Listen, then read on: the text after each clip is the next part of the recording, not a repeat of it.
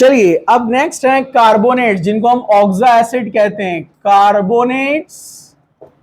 Carbonates of the alkaline earth metal. Alkaline earth metal तो हम 100 साल से पढ़ रहे हैं। अल्कलाइन अर्थ मेटल कौन कौन है अपने? बेटा मांगे कार स्कूटर बाप राजी। Beryllium, magnesium, calcium, strontium, barium, radium. और इधर कौन था? लीना की रब से फरियाद। Lithium, sodium, potassium, rubidium, caesium, francium. Okay, तो carbonates of the alkaline earth metal, ये अल्कलाइन अर्थ मेटल है, यानी सेकेंड ग्रुप की बात कर रहे हैं यहां पर हम। ठीक है, second group alkaline earth metal. ये फर्स्ट ग्रुप अल्कली मेटल्स होते हैं। ठीक है, ओके। तो यहां पर अल्कलाइन अर्थ मेटल्स में, अल्कलाइन अर्थ मेटल्स के कार्बोनेट देखने अपने को। और कार्बोनेट को तो हम बचपन से जानते हैं, OCOO माइनस माइनस, CO3 के ऊपर 2 माइनस, जिसको शॉर्ट में लिखते हैं CO3 2 माइनस। ये कार्बोनेट है, कार्बोनेट। तो इस कार्बोनेट को जब हम फर्स्ट ग्रुप के एलिमेंट्स लगाते थे, याद है आपको? जैसे लिथियम तो स्टेबल नहीं होता था, जैसे अगर सोडियम अगर हम ले ले तो सोडियम इधर एक आएगा, इधर एक आएगा, तो क्या बनता था? Na2CO3। पता है ना आपको? तो वैसे ही अपने अल्कलाइन मेटल भी बनाते हैं, लेकिन अपने अल्कलाइन मेटल क्या है? डाइवैलेंट है। ये मोनोवैलेंट है ना, तो एक सोडियम इधर आया, एक सोडियम इधर आया, लेकिन अपने ये डाइवैलेंट है तो अकेला आएगा ना। जैसे मैग्नीशियम कार्बोनेट को हम ऐसे लिखते हैं MgCO3, मतलब ये Mg से दोनों ऑक्सीजन कनेक्ट रहेंगे। समझा क्या? अरे समझा? तो इस तरह से ये मेटल कार्बोनेट्स बनाते हैं। तो अगर मैं लिख दूं यहां पर MCO3, तो ये है अपने अल्कलाइन का जनरल कार्बोनेट का फॉर्मूला, MCO3। M मतलब beryllium, magnesium, calcium, strontium, barium, radium, कोई भी हो सकता है। समझा आपको? अगेन ये स्टेबल नहीं होगा, जैसे ये होता है एक्सेप्शन, ये भी एक्सेप्शन है वो, लेकिन अभी बताता हूं मैं आपको। ठीक है, ओके। तो मेटल कार्बोनेट्स, जैसे फॉर एग्जांपल लिखते हैं magnesium carbonate, calcium carbonate, strontium carbonate, barium carbonate. Okay, ये कार्बोनेट्स है। स्ट्रक्चर रहेगा ऐसे। Mg एग्जांपल लेते हैं, O माइनस, O माइनस, इसको बैलेंस किया Mg2+ ने। समझा आपको? ये है magnesium carbonate. Magnesium carbonates are insoluble in water. ये वाटर में सॉल्यूबल नहीं होते, या बोलेंगे हम बहुत कम होते हैं, इजिली सॉल्यूबल नहीं होते।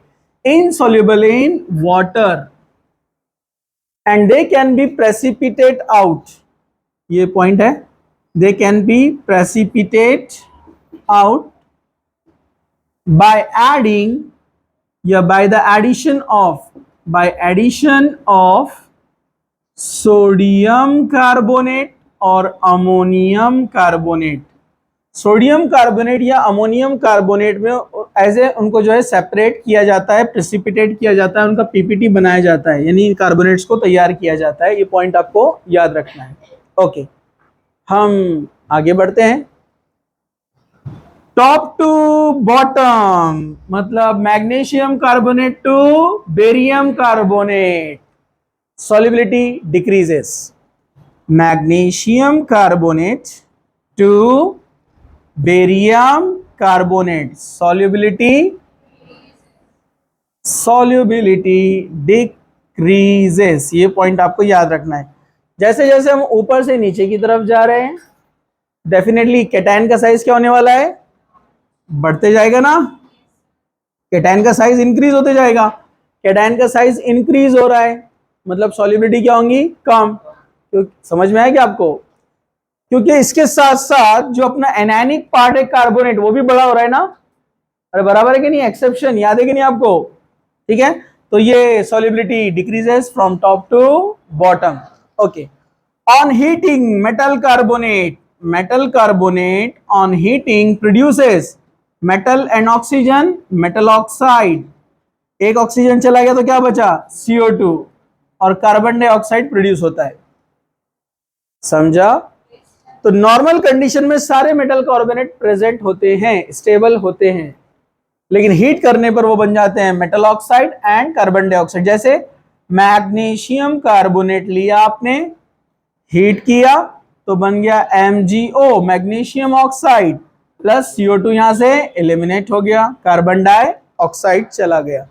ओके, अब मैंने कहा कि ये सारे कार्बोनेट होते हैं नॉर्मल टेम्परेचर पर, लेकिन बेरिलियम कार्बोनेट नहीं लिखा है यहां पर, क्योंकि बेरिलियम कार्बोनेट अनस्टेबल है रूम टेम्परेचर पर।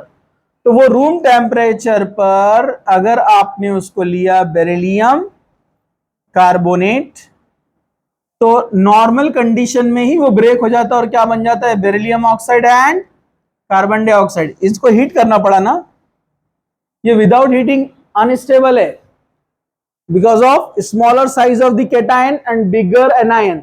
बिगर एनायन और स्मॉलर केटायन जमती नहीं उनकी, अरे समझा क्या?